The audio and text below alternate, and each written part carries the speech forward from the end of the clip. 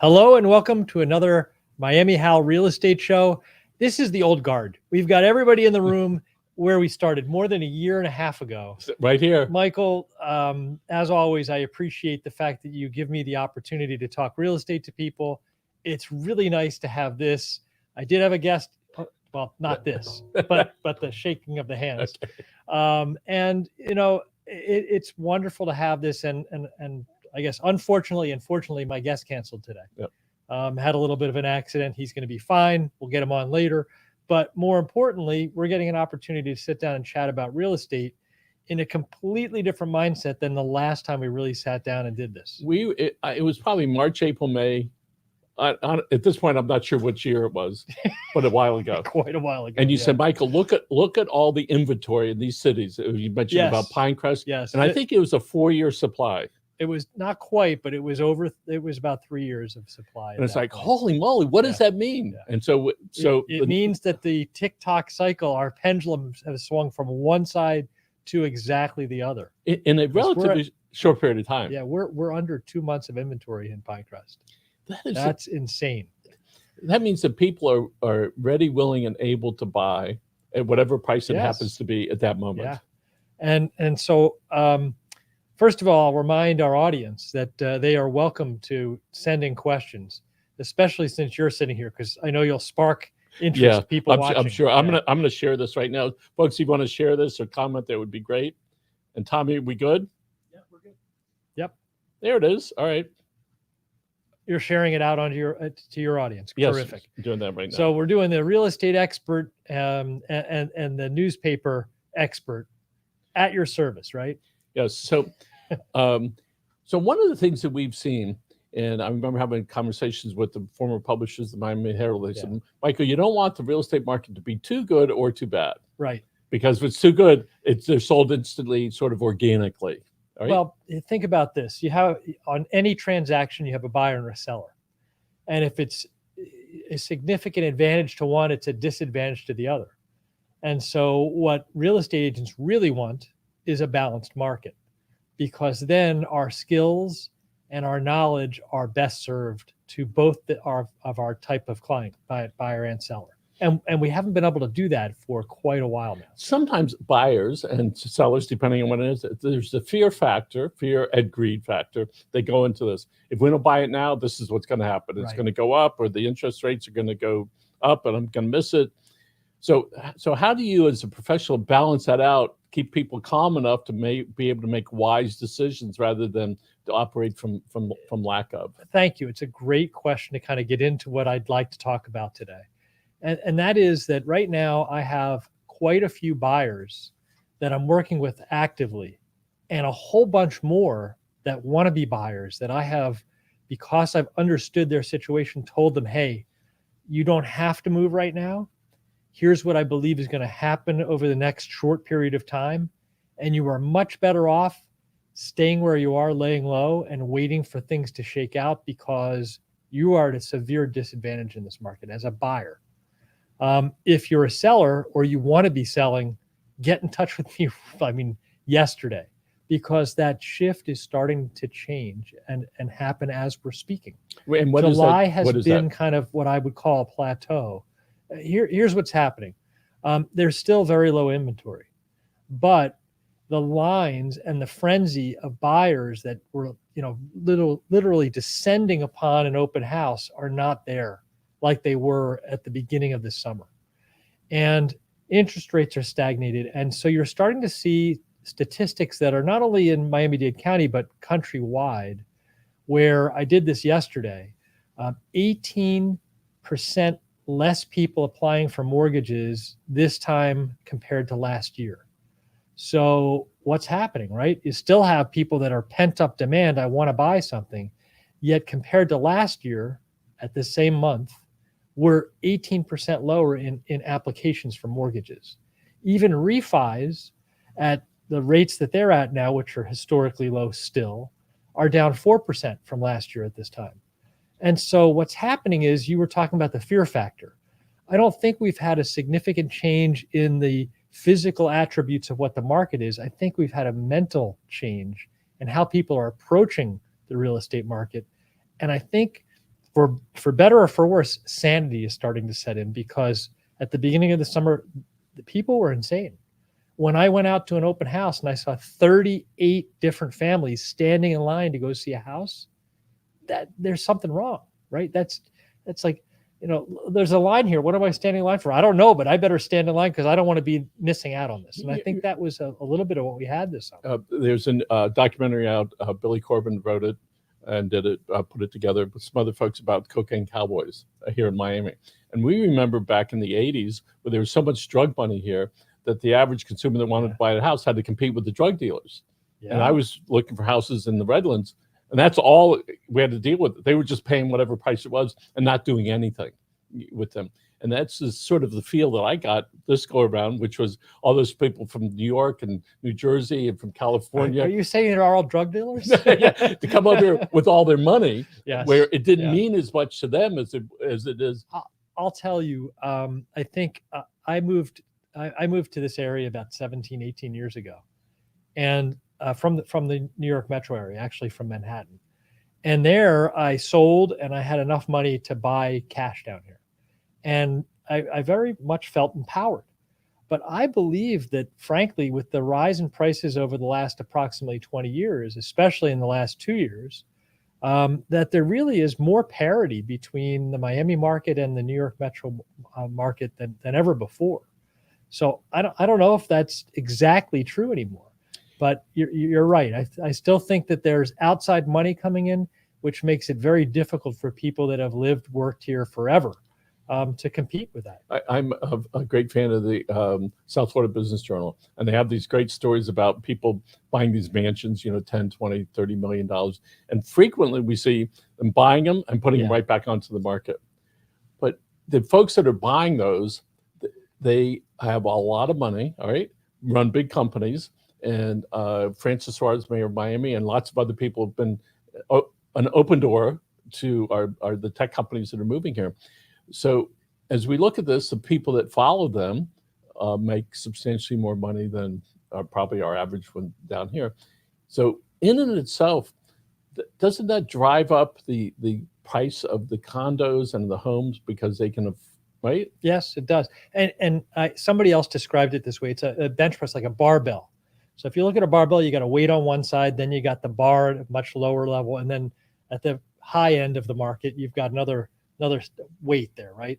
And so at the very low end of the market and the very high end of the market, we are seeing this continued frenzy. It's the whole middle ground, and I mean that's a wide path that is calming down quite a bit. But if you're looking at Coral Gables and Pinecrest, the more affluent areas of both those towns, yeah, you're still seeing that. And yes, there are people that are bidding things up. I'm working with a buyer right now, very serious.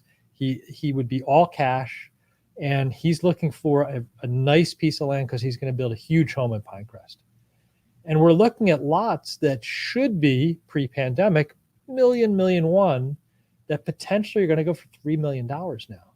And you say that just is not reality, yet it is. That's what he may have to spend to build the house that he wants to. And of course, that finished product, which might have been $4 million or $5 million at best, might be up in $8 or $9 million. So what's the connection between buying the raw land, if they pay $1 million for a piece of raw land?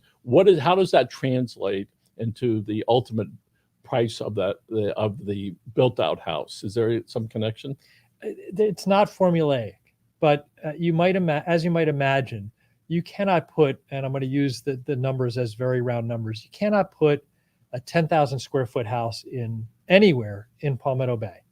I guess there's a couple houses on the water that have more than an acre of land there. Maybe you could justify it, but Palmetto Bay in general is half acre to maybe 3/4 acre lots.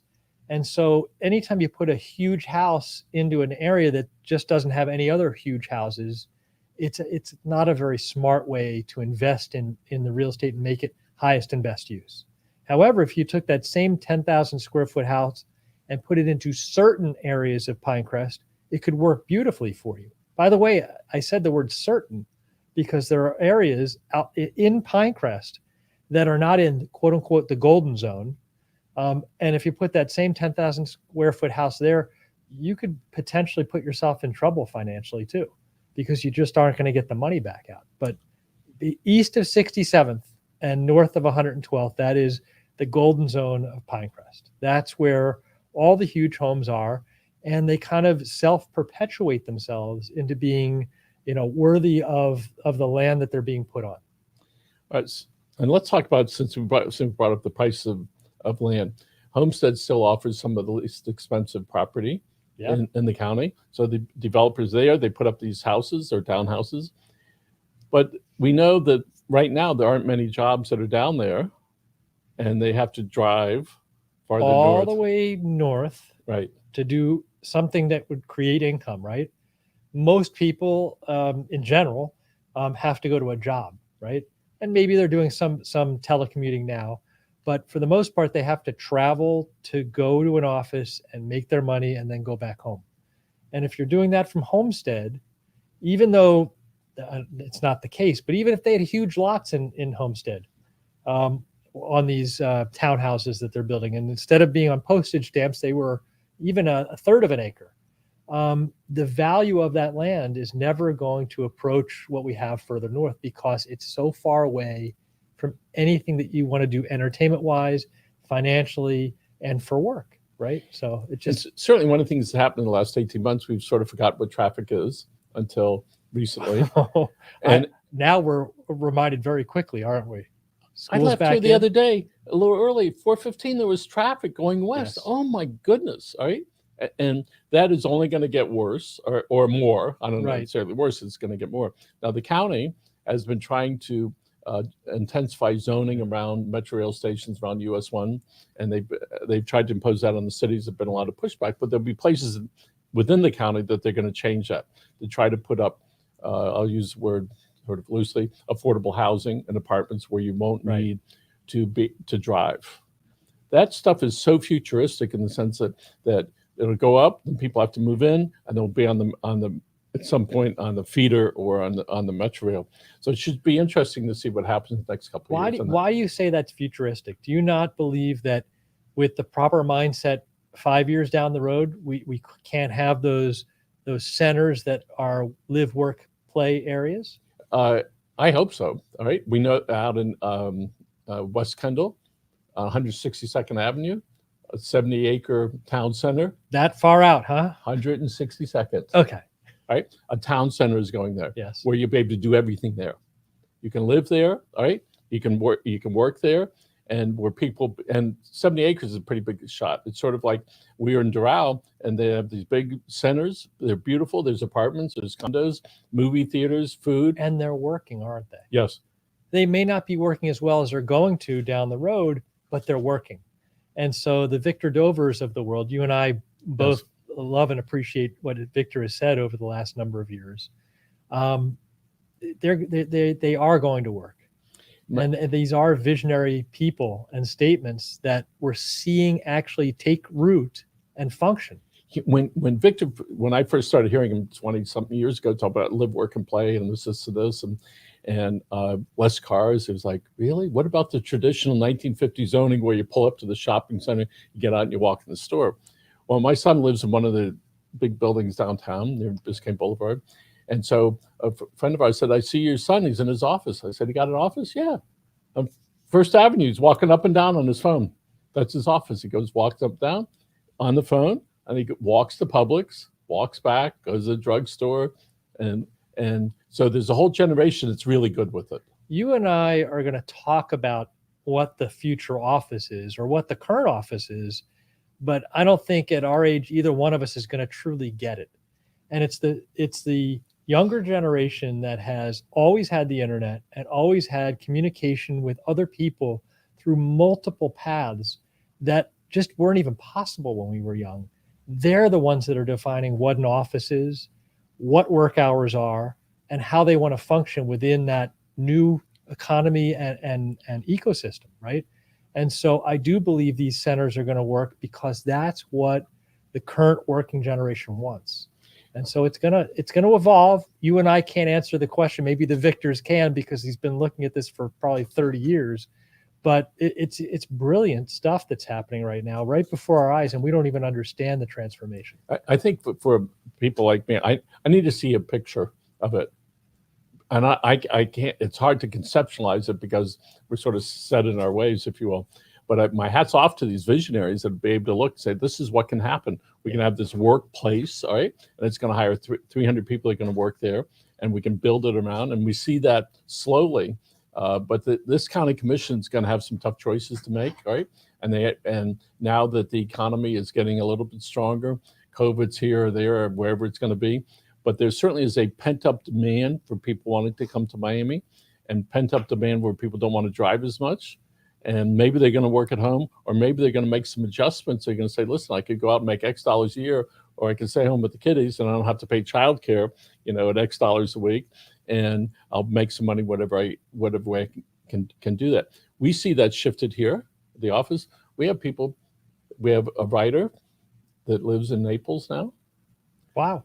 We have an artist who's only been here one time in 2 years. She works in Hialeah. She does some of our artwork. Sends in her artwork, and that's it. And we have somebody else that lives in Kendall, been here probably 3 times, all right? And she just does her work, and she sends it in. And then maybe you guys will get it. Yes. I'm really impressed. Think about that.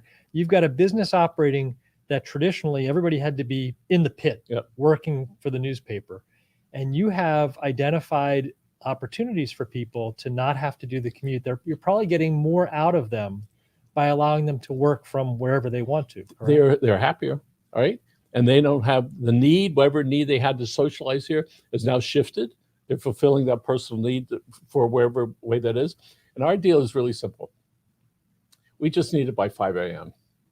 You want to send it over 10 o'clock the night before, wherever it is, just make sure that when we wake up that the work's done. And we come from this place where, as you say, in the pit, we put up a building and then we manufacture a thing. That's what people do, whether it's insurance or not. And certainly it's given us an opportunity to look at what other things can we do that doesn't have to be here. And as I explained to some of the people that work here, I go, listen, we have Google. Yeah. They're not here. We have our voicemail. Our voicemail's not in the building. Only the instrument is here. And I said, you have a cell phone here. What about that? So we used to have 29 desk phones. How many are left? 8. You were waiting for that question. Yes. All right. 8. And it was funny that I knew it, and I just recently I said, okay, all that other stuff is done. All right. I sent out a note to everybody. When you call somebody, what phone number do you give them? Cell phone. Yes. Period. And then some people said, I said, do you ever get messages? They say, I never knew how to get messages from the phone and from the office phone. Right. One person said, I said, well, what do you do? She says, well, I give them my cell phone. I said, well, I'm going to call, see if it's working. For 3 years, she hadn't been able to get messages. She forgot how to get her messages on her phone. And I go, I bet your business wasn't so good. And so she takes it to the store to Verizon. They go, there's an app, just push this button here and you can get your messages. So actually, let's look at that. So now everybody, instead of giving out a number for work and a number for personal, they're giving out their cell phone number. And I am quite sure you have the same experience that I do. My phone rings and 98% of it isn't worth picking up. Yes. So how do people discern what to pick up versus not pick up?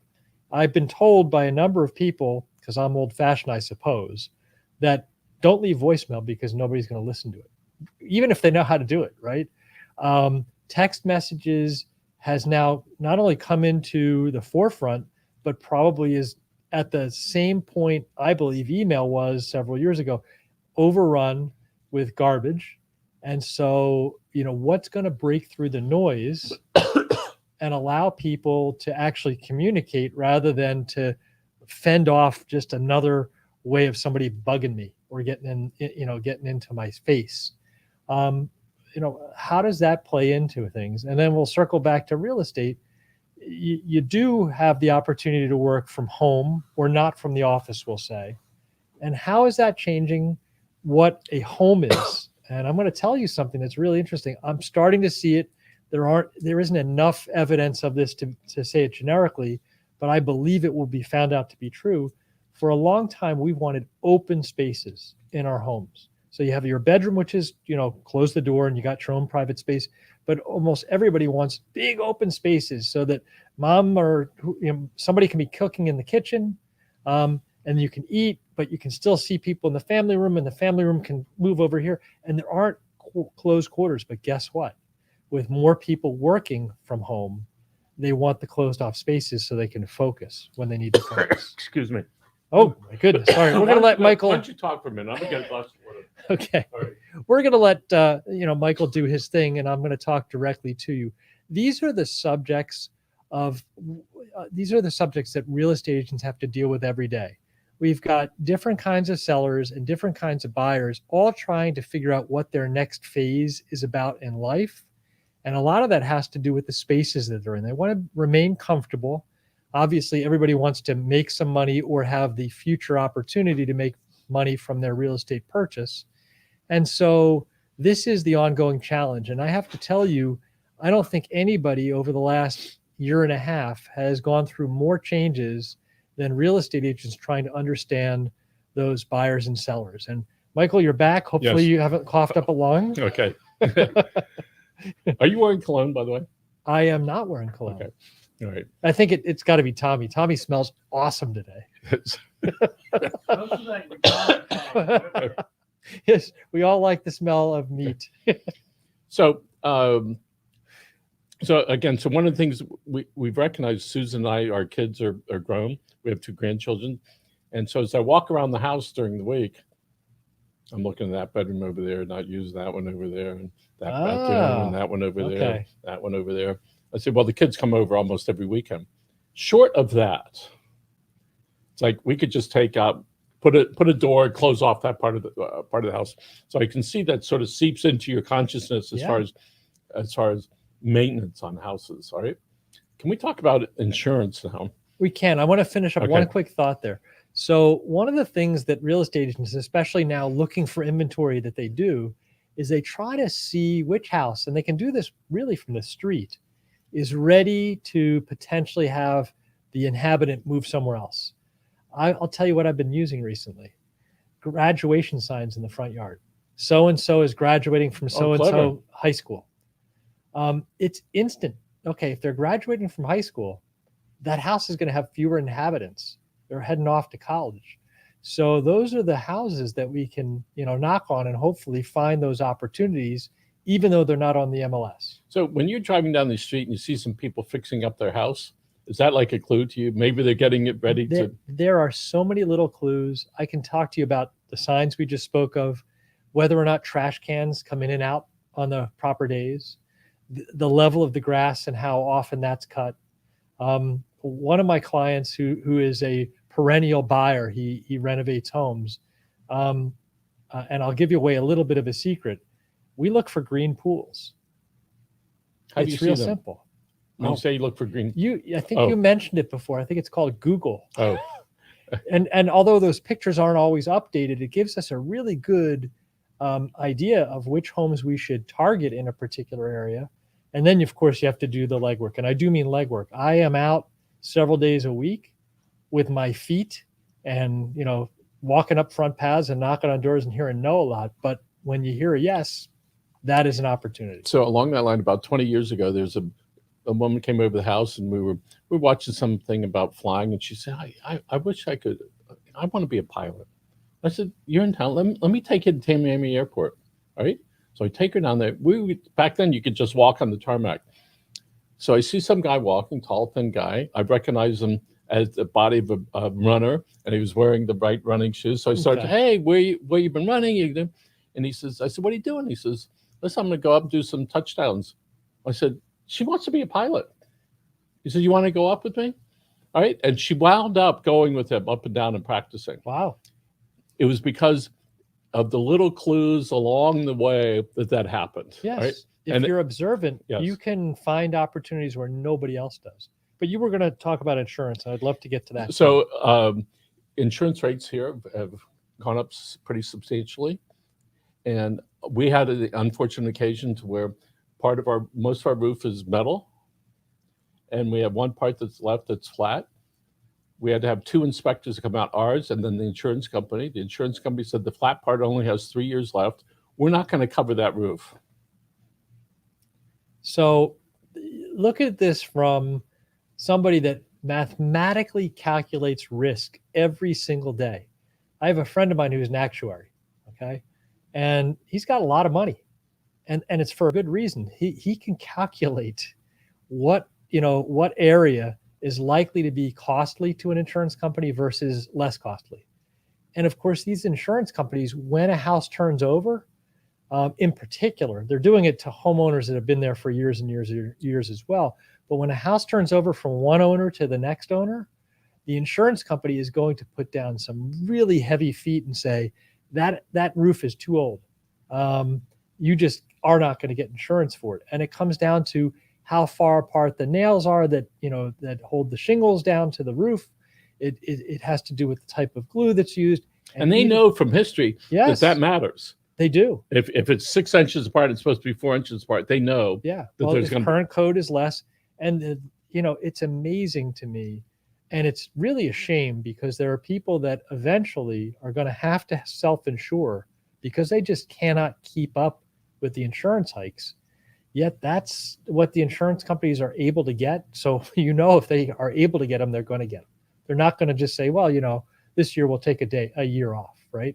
Because we're eventually going to have a hurricane that empties their coffers once again, right? So yeah, I know. I cringe every time I see one. Keep thinking back to the last one, whatever comes into your mind. But it's tough. And there were years when I was a homeowner, I'm now in a condo, where I really thought hard about self-insuring and saying, listen, I've got a 2% deductible in my windstorm. The house is worth this. Do I have that kind of cash available so that if something catastrophic happens, I can just handle it myself? Because the windstorm insurance was in the 5 digits plus, and it wasn't worth it. Yep. So anyway, we're looking for a new flat part of the flat roof. Yeah, you have to do it, unfortunately. Yeah. And even if the roof is perfectly watertight and you've kept it up year after year, at a certain number of years, depending on the type of surface that's on the roof, the insurance company is just going to say, I'm sorry, we're not insuring that anymore. And it's happening to more and more homeowners right now. So if somebody goes, they buy a house, and let's say the roof is fine, there's 8 or 9 or 10 years left on the roof, all right? You just know that, all right? A couple of years later, the insurance company says, it's been nice, and we're taking your money, and we've done our job. It's going to happen. But, you need to do this. When we had to update some electrical, all right? And probably $4,000 or $5,000 of stuff that was okay. Or do we have to go? Oh, we have 1 minute left. Okay. Yeah. So anyway, the point is that people have to factor that in to their costs, the increased cost of maintenance, all right? Yes. And then the increased cost of the insurance. Those poor folks in Louisiana, all right? And Pensacola last year or the year before, Panama City, Victor Dover put together a big project up there, all right? And they changed it to where there's, forgive me if I got it wrong, there's a walk part only, there's a limited car, and there's a full car. So depending on where you want to live, right, would depend on what your mode of transportation is. And, one last thing, because we talked about this before we went on the air, it's like there's no more land here. So we're talking about low inventory, and people just can't wait to live here. So what do? You were talking about an area where they will not subdivide below 3 acres. This is the stuff that a lot of the builders are now looking for. And you're never going to find, I believe, a newly built house that leaves the land the way that it is, unless it's dictated that way from the county or from the local town. And you need less land in order to make a profit. And the only way a builder is going to put anything down is if they have a certain profit margin. And I'm watching that right now. I'm working with another client that wants to take a lot in Palmetto Bay and subdivide it into thirds, which I think is going to go through.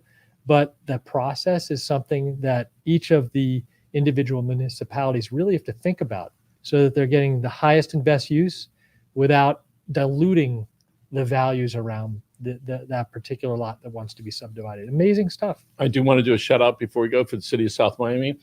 On top of the Metro Rail station, Sunset Drive and US 1, there's now student housing that's there. A few blocks from here, the county's putting up 450 affordable units. All right, 6-7 stories. It's going to be really pretty nifty. Going to change South Miami forever. And as far as the dynamics of the city, so my hats off to the city. Marco Drugs is moving down the street from here, being by February. Looks like they're doing some smart things. Again, utilizing the existing space and finding new ways to get more people there, yet without the hassles and the problems that can potentially happen by doing that. It's tough. All right, Hal. Yeah. Always a pleasure. Michael, thanks for sitting in. I really appreciate it. We're going to do that knuckle bump against the glass. Hopefully we'll get rid of that soon too. I see David Singer walking in. Oh my God. Look who it is. David Singer is in the house. Wait, hold on one second. Hal, wrap us up. It's the MiamiHal Real Estate Show. We talk real estate every single week. We'd love to have your questions. Until then, if you need real estate help, 786-693-2005. Until then, have a great week. Call Hal.